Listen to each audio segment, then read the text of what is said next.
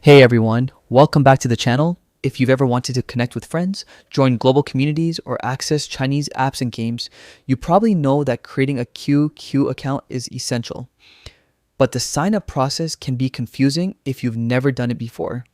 So in this video, I'll walk you through a simple, foolproof guide on how to create a QQ account using QQ International step by step with no confusion. Let's get started. First, open the QQ app on your mobile device.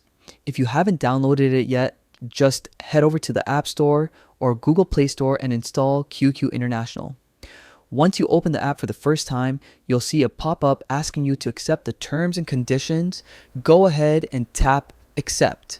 Now, on the bottom left of your screen, tap New User.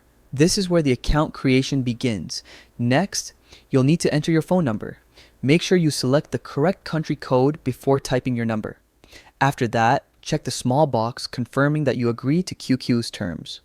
Then tap Agree and Continue.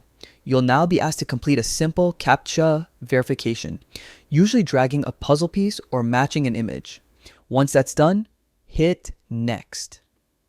Here comes the slightly tricky part: security assisted verification. QQ may ask you to verify your identity in one of two ways. Option 1. Identify or confirm two existing QQ users who meet the criteria shown on your screen. Option 2. Have another QQ user scan the QR code displayed on your device. Choose whichever method you have access to, complete the verification, and proceed. Once everything is confirmed, tap Done. That's it. Your QQ account is officially created and ready for use. You can now customize your profile, add friends, join groups, and start exploring everything QQ has to offer. And that wraps up this quick and easy guide on creating a QQ account. If this helped you out, make sure to like the video, drop a comment, and subscribe for more helpful tutorials just like this. Thanks for watching, and I'll see you in the next one.